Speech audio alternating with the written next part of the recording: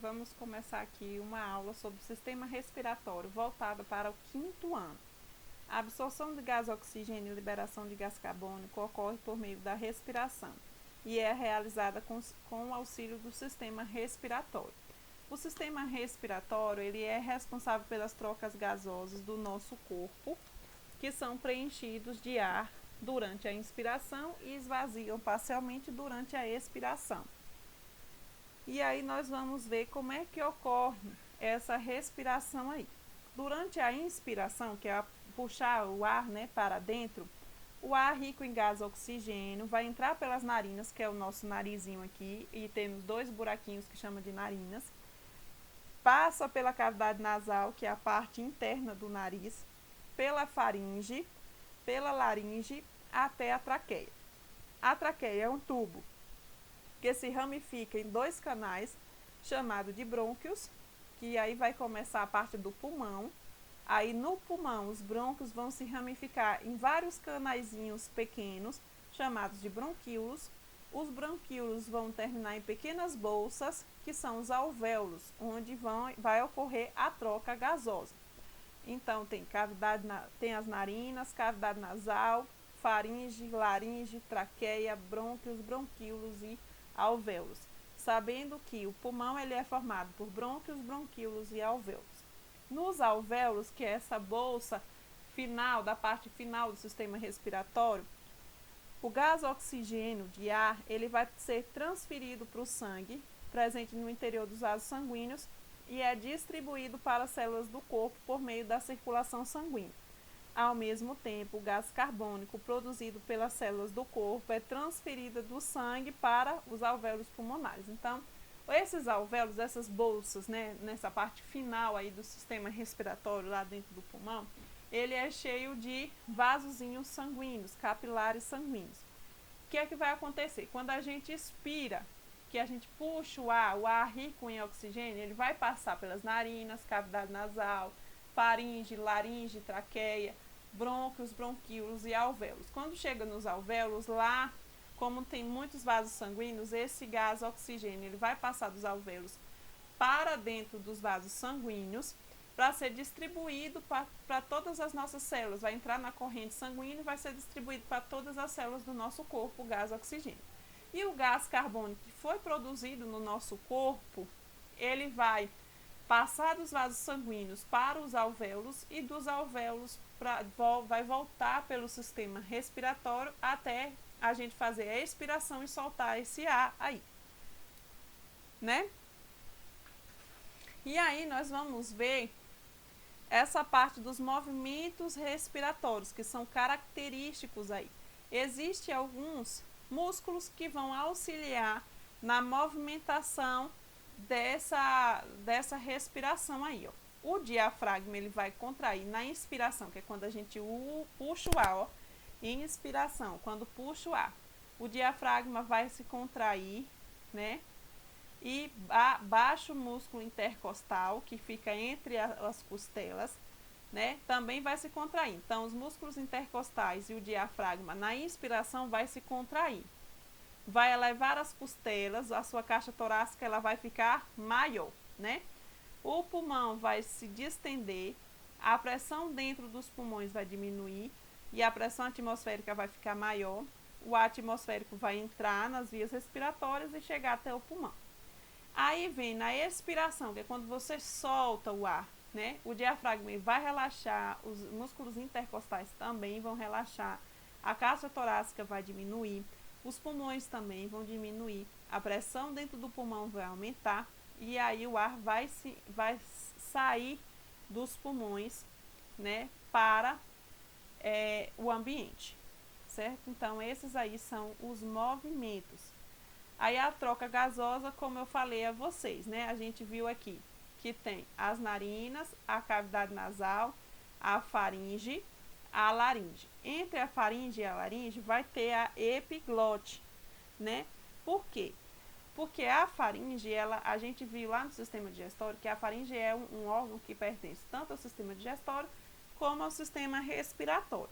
Então, para poder não entrar alimento pelo sistema respiratório, existe essa válvulazinha assim, essa válvula que vai fechar para o alimento passar pela faringe e para o esôfago, e vai abrir para que o ar passe aí para o sistema respiratório, da faringe para a laringe. Então, é ela que vai controlar isso aí, certo?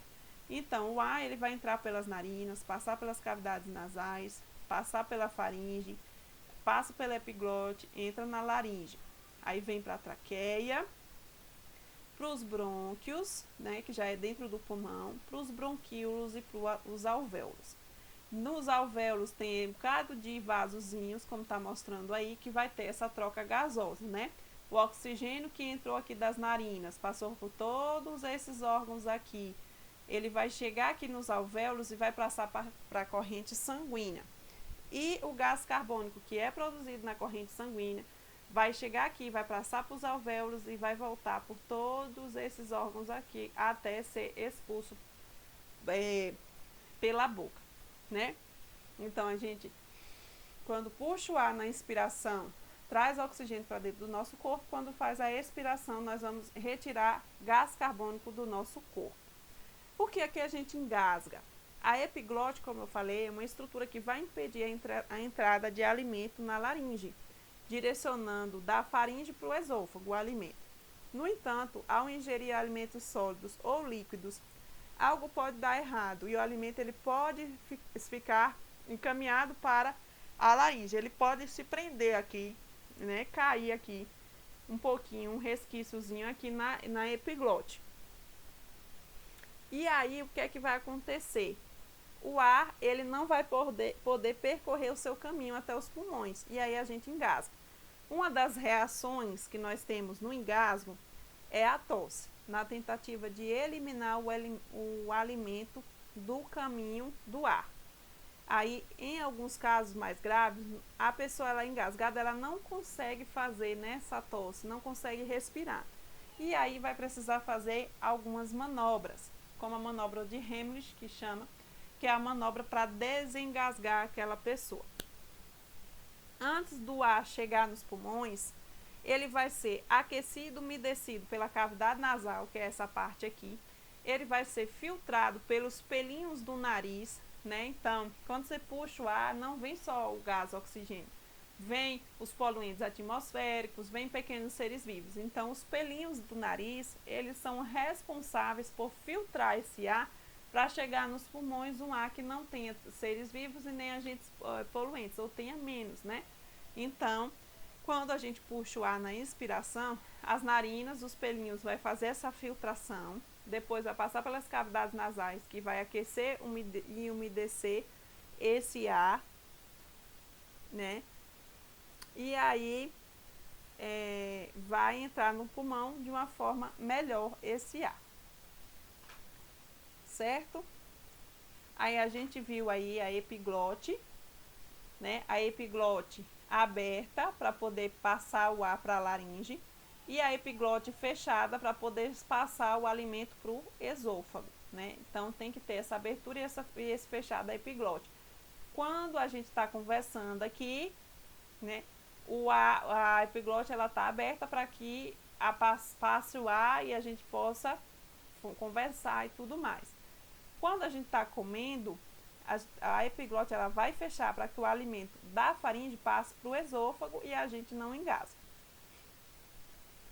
Então, vamos falar de alguns prejuízos causados ao sistema respiratório pelo ar atmosférico poluído. Eles variam de acordo com a quantidade e tipos de poluentes presentes no ar. Entre os principais problemas respiratórios estão a rinite, a asma, a bronquite e a pneumonia. Nós vamos falar desses dois, asma e pneumonia. A asma é uma doença que causa contrações dos brônquios, dificultando a passagem do ar.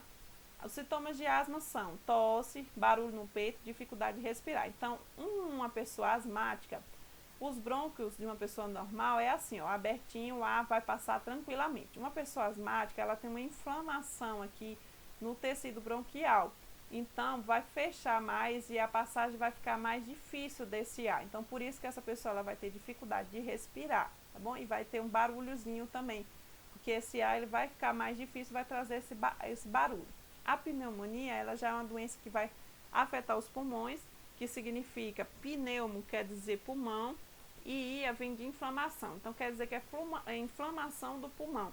Essa inflamação do pulmão ela é causada por algum micro-organismo, pode ser vírus, bactérias ou fungos. E os sintomas são febre alta, tosse, falta de ar, dores no peito durante a respiração.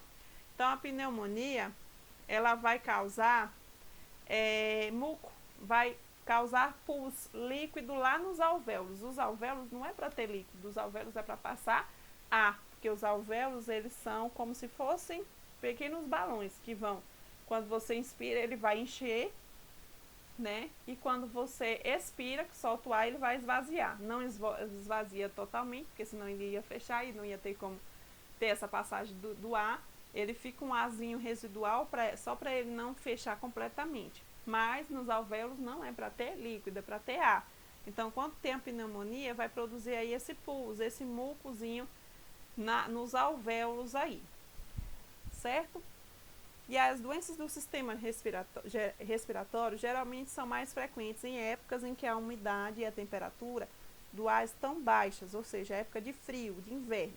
Isso porque essas condições vão dificultar a dispersão dos poluentes presentes no ar atmosférico e vai favorecer a aglomeração de pessoas em ambientes fechados, contribuindo para a transmissão de seres vivos microscópicos de uma pessoa para outra. Para evitarmos as doenças respiratórias, devemos manter os ambientes limpos, arejados, higienizar as mãos, entre outros cuidados. Nós estamos no meio de uma pandemia, né? E aí a gente sabe de tudo isso, de aglomeração e tudo mais.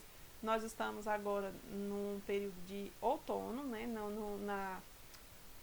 Na estação de outono, onde as temperaturas elas vão começar a baixar. E aí tende a ter mais problemas respiratórios por causa disso. As pessoas não arejam a casa porque sentem frio, tendem a se aglomerar e tudo mais. Então, não vamos nos aglomerar para evitar essas doenças. Aí, o tabagismo, né, os prejuízos ao sistema respiratório não são causados apenas para a poluição. Então, o tabagismo ele não causa só a poluição do ambiente. O tabagismo é uma doença que é caracterizada pela dependência da nicotina, uma substância presente no tabaco. Este é utilizado em cigarros e no narguilé. Por exemplo, o cigarro contém mais de 4.700 substâncias tóxicas que são liberadas na atmosfera terrestre por meio de sua fumaça. Essas substâncias causam diversos problemas respiratórios, não apenas ao fumante, mas também às pessoas que convivem com os fumantes ou entram em contato com a fumaça do cigarro. Além disso, o tabagismo está relacionado a diversos tipos de câncer, como de garganta, laringe, boca e pulmão. Por representar grande risco à saúde, são frequentes as campanhas contra o tabagismo. E assim nós concluímos essa aula sobre o sistema respiratório.